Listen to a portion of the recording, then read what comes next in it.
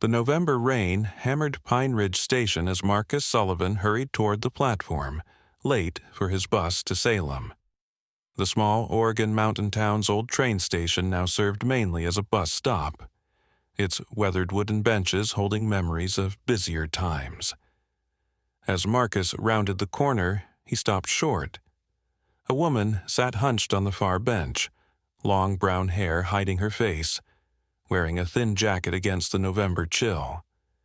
Something about her stillness bothered him, an unnatural quiet that spoke of despair rather than simply waiting. "You all right there?" Marcus called out, his voice carrying the gentle authority of someone who'd spent years helping lost hikers. She looked up, revealing enormous dark eyes filled with exhaustion. Sarah was perhaps 28, pale and fragile-looking, with dark circles that spoke of sleepless nights and worry carved into her features. "I'm fine," she whispered, but her hands trembled as she clutched a piece of paper, the ink running from rain. Marcus, 34, and bearing the calloused hands of a forester, approached carefully. "Been waiting long?" "Since dawn." Her voice cracked. "Where you headed?" Sarah's bitter laugh cut through the rain. "I honestly don't know." Marcus recognized someone in trouble. He'd lived in Pine Ridge long enough to spot people running from something, lost in their own circumstances. "Mind if I ask what's got you sitting in the rain with no destination?" Sarah studied this stranger with kind eyes and a gentle voice, weighing whether to trust him with her truth. "My ex-husband left me here," she said finally, words tumbling out. "Left me here with this." She held up the crumpled note. Marcus waited, recognizing that some stories needed telling at their own pace. Sarah smoothed the paper against her thigh, hands shaking. "It says, 'Too sick to keep, someone else's problem now.'" The casual cruelty hit Marcus like a blow. What kind of sick? Sarah closed her eyes as if the question caused pain. "Lupus, an autoimmune disease that makes me tired, causes joint pain, brain fog. Some days I can barely function." She met his gaze. "David said I was becoming too much work, too expensive, too broken." Marcus felt anger rising but kept his voice steady. "And he just left you here?" "Said Pine Ridge was as good a place as any for someone like me to disappear." Sarah's voice was flat. "Said maybe someone would take pity on me, or I could just fade away quietly." The cruelty was breathtaking. Marcus had seen hardship, but this calculated abandonment was something else entirely. "What's your name?" he asked. "Sarah Mitchell." "Sarah, I'm Marcus Sullivan. I live about 10 miles up the mountain. Got a cabin with a spare room and a wood stove." He paused. "Also know a thing or two about being alone when life kicks you in the teeth." Sarah stared as if he'd spoken a foreign language. "Why would you help me? You don't even know me." Marcus thought about his own dark moments when mountain loneliness had nearly swallowed him whole. "My dad used to say the measure of a person isn't what they do when everything's going their way. It's what they do when they see someone who needs help and nobody's watching." He extended his hand. "What do you say?" "At least until you figure out what comes next?" Sarah looked at his calloused, strong hand, the hand of someone who built things rather than destroyed them. She thought about the $23 in her wallet and the complete absence of anywhere else to go. "I'm not charity," she said finally, reaching for his hand. "Never said you were," Marcus replied, "but I could use help around the property." As they walked to his pickup truck, Sarah caught her reflection in the station window.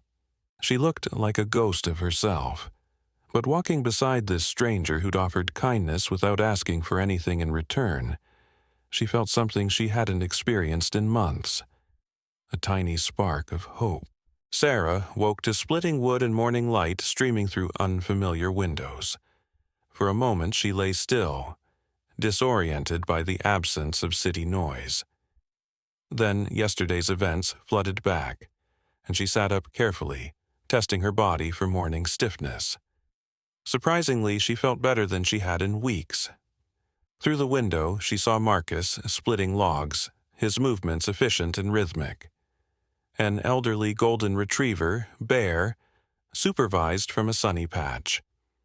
Downstairs, Marcus stood at the stove humming Bach, wearing clean jeans and a blue flannel that brought out his eyes. "Morning," he said without turning. "Sleep okay?" "Better than I have in months," Sarah admitted, pouring coffee. I forgot what quiet sounded like. The cabin wasn't the rustic shack she'd expected. Well-maintained with large windows and a wraparound porch, it looked like a place where people went to heal. Inside, exposed beams and a stone fireplace created warmth, while bookshelves revealed an eclectic reader, forestry manuals mixed with poetry and classic literature. A piano sat in the corner, sheet music scattered across its surface. Over breakfast, Sarah learned Marcus had been studying medicine before his parents' car accident forced him to take over the family forestry business. "Do you ever regret it?" she asked. "Some days, but the forest teaches you about patience and accepting what you can't control." Marcus studied her. "What about you? You said you taught music?" "Elementary school. I loved it. The chaos, the way kids approach music with no fear." Sarah's face darkened. "Lupus made me unreliable. Missing more days than I worked, they had to let me go." "Sounds like David was dealing with his own stuff," Marcus said gently. "His actions say more about his character than yours." After breakfast, Marcus showed her the property.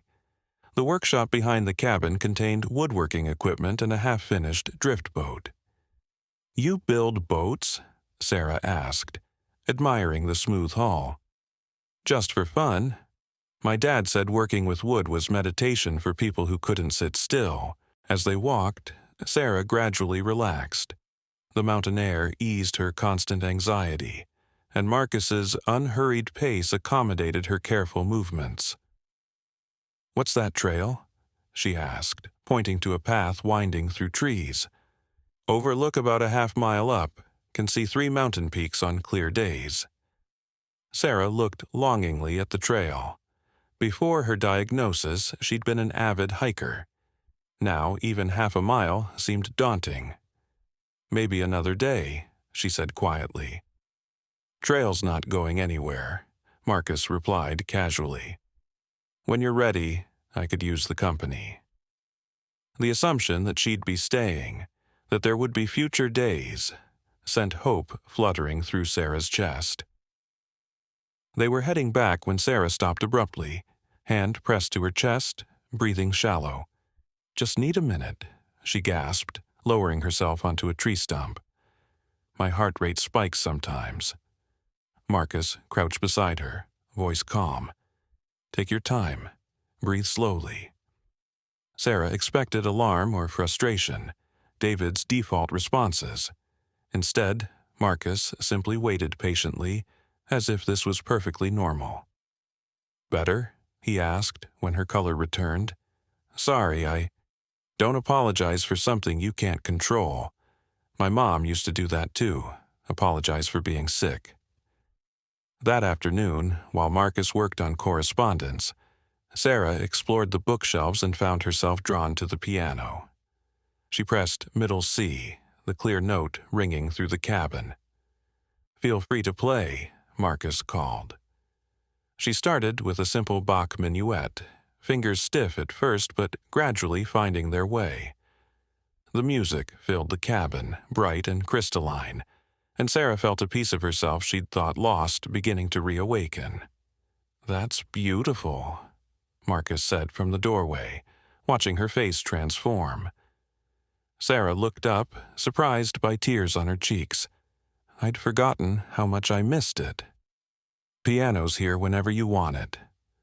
Over lunch, they talked about music, Sarah's teaching, Marcus's childhood training, how music could heal. Sarah found herself sharing stories she hadn't told in years. "You should start teaching again," Marcus suggested. Sarah shook her head. "I can't commit to a schedule." "Who says it has to be a classroom? Private lessons, flexible schedule, work around your good days." The idea was terrifying and appealing. "I wouldn't know where to start. One student at a time, no pressure, no commitments you can't keep." That evening, wrapped in blankets on the porch despite November's chill, they watched sunset paint the mountain peaks. Bear claimed the spot between them. "Why didn't you ever marry?" Sarah asked. "You seem like you'd want a family." Marcus was quiet. "I was engaged once. Jennifer. She tried to love mountain life but needed museums and restaurants and people around her all the time." "What happened?" "She gave it 2 years, then told me to choose. Sell the property and move to Portland or lose her. I couldn't walk away from this place." Sarah understood the weight of choosing between love and identity. "Love shouldn't require you to become someone else," Marcus continued. "The right person will love all of you, including the inconvenient parts." As they prepared for bed, Marcus paused at the stairs. "Sarah, you don't have to decide anything, but you're welcome to stay as long as you need. No conditions, no timeline." "Why?" "You barely know me?" Marcus smiled. "Sometimes you don't need to know everything about a person to recognize they're worth knowing better." Lying in bed, listening to wind in the trees and an owl's distant call, Sarah realized something had shifted. For the first time in months, she wasn't planning escape routes. Instead, she was thinking about tomorrow, about piano, about walking farther up that trail, about the possibility her story might have unwritten chapters. 2 weeks into November, Sarah had settled into a rhythm that surprised her with its sustainability. Her good days outnumbered bad ones, and she'd begun playing piano every morning, her confidence growing daily. She felt like a person again, rather than a collection of symptoms. That progress shattered when Marcus knocked on her door with unusual urgency. "Sarah, someone's here to see you." The controlled tension in his voice made her stomach drop. "Who is it?" she called, though part of her already knew. "Says his name is David Lewis." Sarah's hands started shaking. David, here. The man who'd abandoned her had somehow tracked her down to this sanctuary. "I'll tell him you're not available," Marcus offered. "No." Her voice was barely a whisper. "I need to face this." David waited on the porch, leaning against the railing with casual confidence. At 35, he still carried himself like the successful marketing executive he was. Pressed khakis, expensive jacket, salon-perfect hair. But Sarah could see tension in his shoulders. Marcus stood nearby, protective without being obvious. Bear had positioned himself between David and the door. "Hello, Sarah," David said with that carefully modulated patience she remembered too well. "David, what are you doing here?" "Looking for my wife, obviously."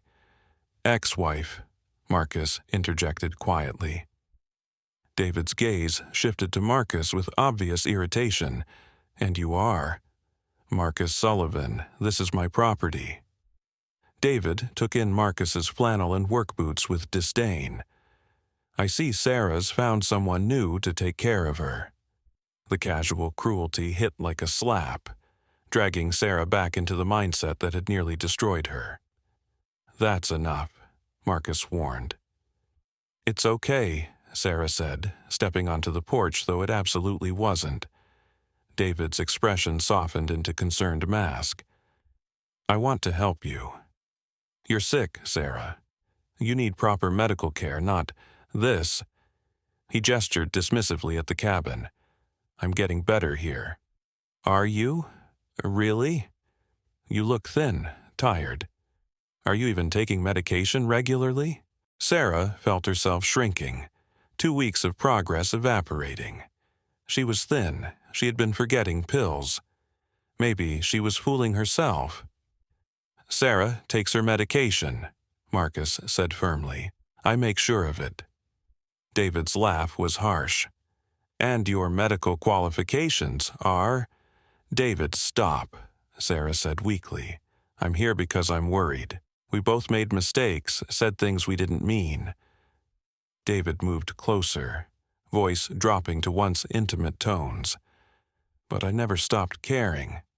When I heard you disappeared, you left me at a train station with a note saying I was too sick to keep. I was angry, hurt. You'd become so difficult.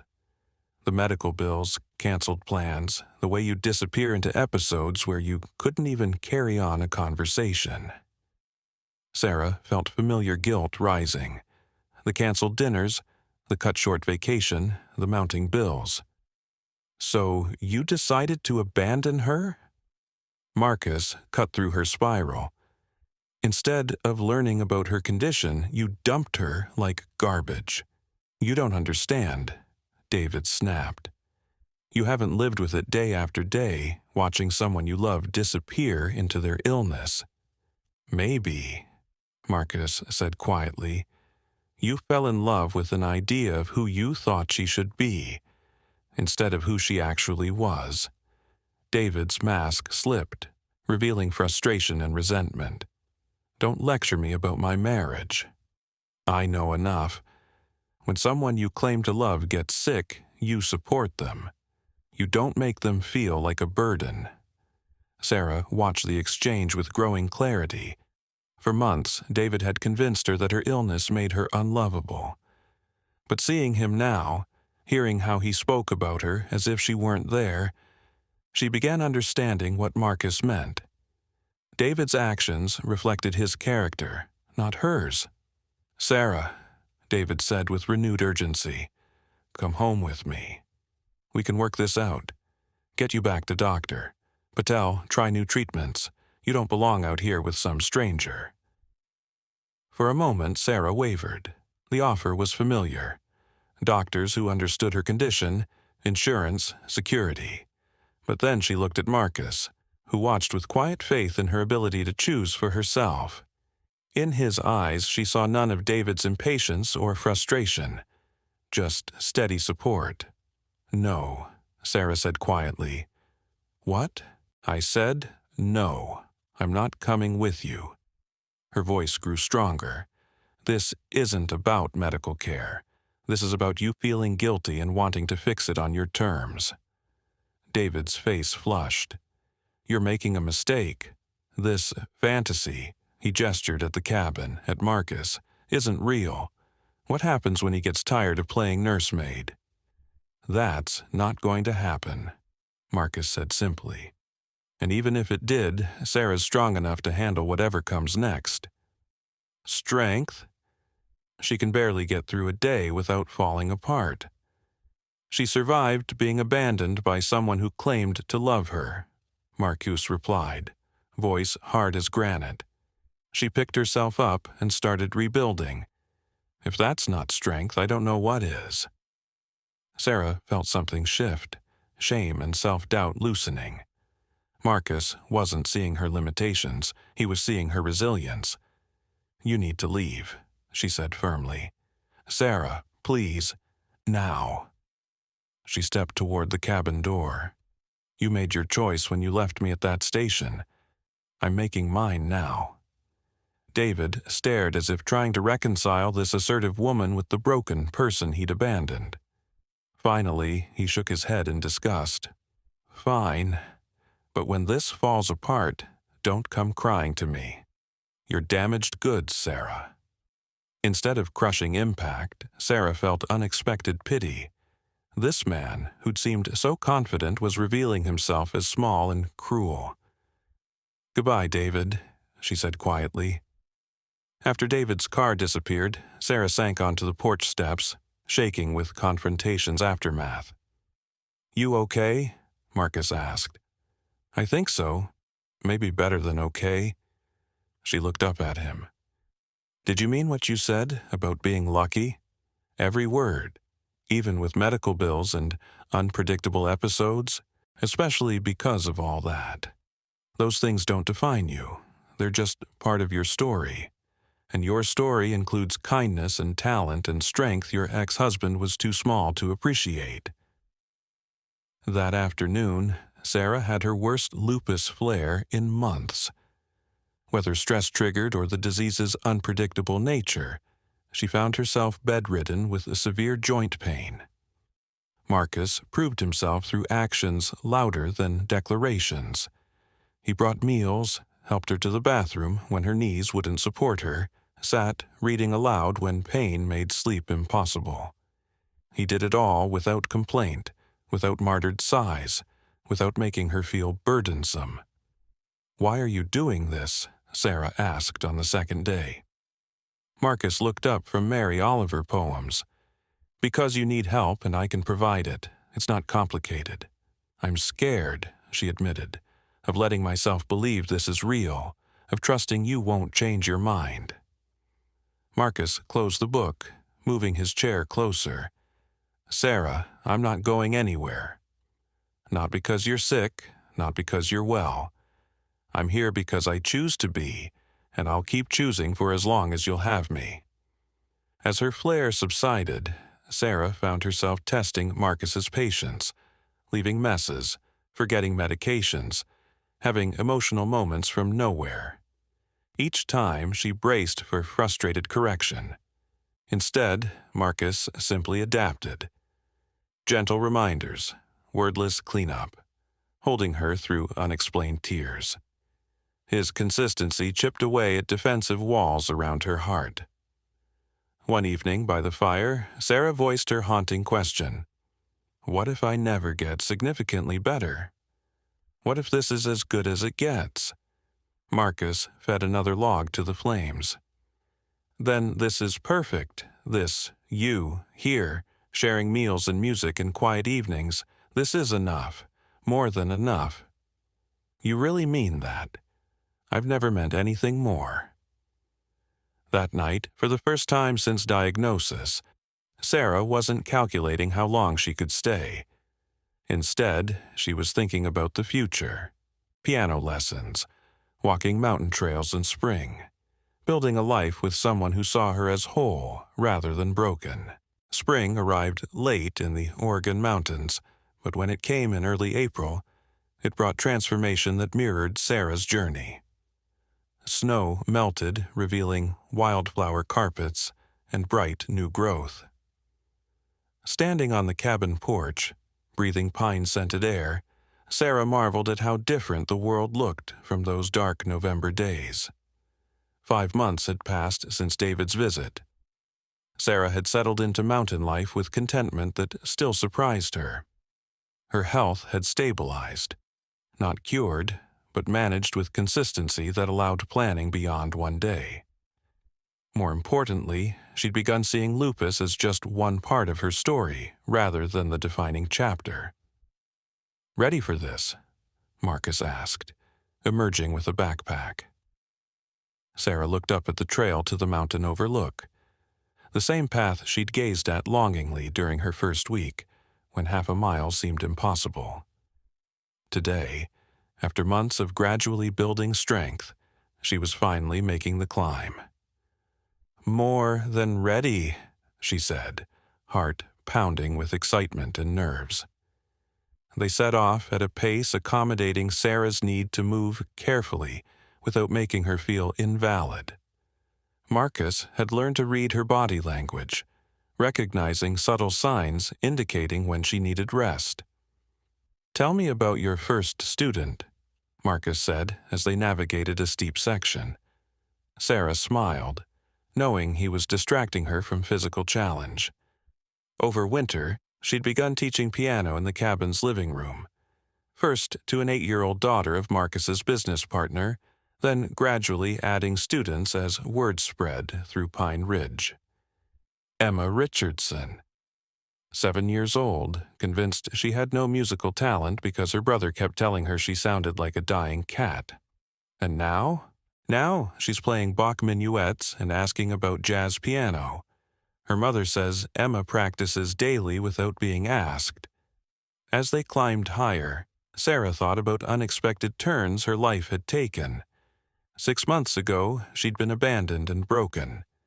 Now she was hiking up a mountain, planning a student recital, waking each morning in arms of a man who saw her as whole and valuable.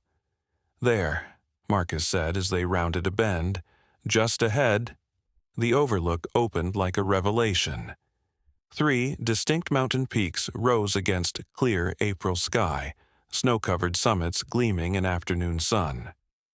Below, the valley spread in shades of green and gold, Pine Ridge visible as a cluster of buildings among trees. "Oh my God," Sarah breathed, sinking onto the wooden bench Marcus had built years earlier. "It's incredible. Was it worth the climb?" Sarah looked at this man who'd shown her that love could be patient, kind, and unconditional. Every step.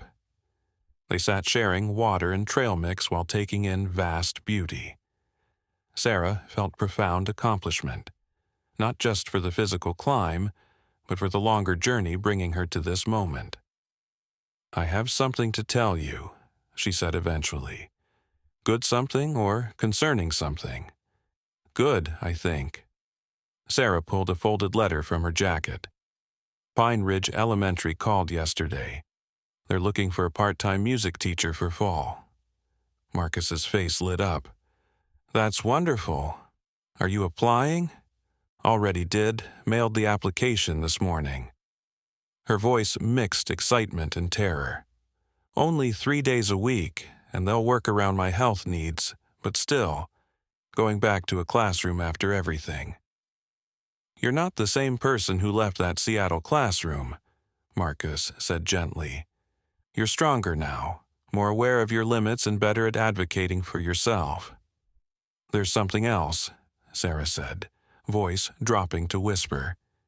"Yeah." "I've been thinking about making this permanent, really permanent." She gestured to encompass their life together, the home they'd built, the future they might share. Marcus went very still. "What do you mean?" Sarah's heart hammered. They'd talked around their future without directly addressing it.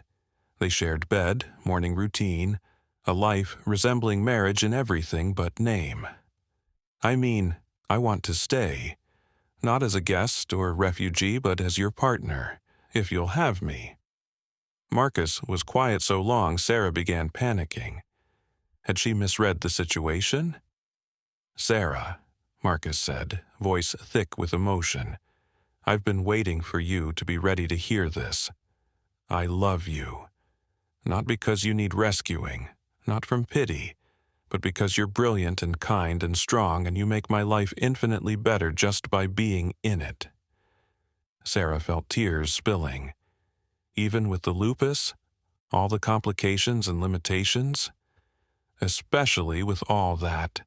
Your illness is part of your story, and I love your whole story. The bad chapters led to good ones, and the good ones led you here, to me." "I love you too," Sarah whispered. I was so afraid to say it. Marcus silenced her with a kiss tasting of pine air and promises. When they broke apart, he rested his forehead against hers. "So, what does making it permanent look like?" Sarah laughed, giddy with relief. "Marriage, maybe? Joint bank account? Arguing about whose turn to do dishes? I'd like all that, though for the record, I don't mind doing dishes." That evening, they called Sarah's Portland doctor about transferring care to a Bend rheumatologist. It was practical, but symbolic too. Acknowledgement that Oregon was home now, that she was putting down roots rather than simply surviving. "One more thing," Marcus said as they sat on the porch watching stars emerge. Marcus disappeared and returned with a small wooden box bearing signs of his careful craftsmanship. Inside, nestled in velvet, was a ring unlike anything Sarah had seen. The white gold band held not a traditional diamond, but polished wood. a cross-section of pine branch with natural grain and growth rings clearly visible. "I made it myself," Marcus said nervously. "The wood's from a tree that came down in last winter's storm. I thought it represented us. Something beautiful from circumstances that seemed destructive." Sarah stared at the ring, overwhelmed by its thoughtfulness. It was perfect, unique, meaningful, unlike the ostentatious diamond David had given her. "Will you marry me?" Marcus asked quietly. "Let me love you through whatever comes next?" "Yes," Sarah said without hesitation. "Yes to all of it." As Marcus slipped the ring onto her finger, Sarah marveled at how perfectly it fit, physically and symbolically.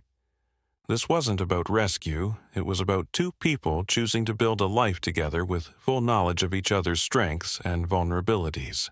Later, lying in bed, listening to familiar mountain sounds, Sarah reflected on her journey. 6 months ago, she'd been a woman abandoned and broken, convinced illness made her unworthy of love. Now, she was a teacher again, a partner, a woman who'd learned to see struggles as evidence of strength rather than limitations. "Thank you," she whispered into darkness. "For what? For seeing me as whole when I couldn't. For teaching me love doesn't require perfection." Marcus pulled her closer. "Thank you for being brave enough to stay, for letting me love all of you." Outside their window, the forest held its eternal vigil. Sarah finally understood what Marcus meant about the mountain sending what you need. She'd arrived broken and lost, but the wilderness had offered something unexpected. A place where she could be exactly who she was, illness and all, and be loved not despite it, but because of the courage it had taught her. As sleep claimed her, Sarah thought about the piano recital she was planning, the job interview next week, the wedding they'd begin planning tomorrow. For the first time in years, the future stretched before her not as something to endure, but to embrace. The woman, left at a train station with a note saying she was too sick to keep, had found her way home at last, not to a place, but to herself, and to a love that would weather whatever storms might come.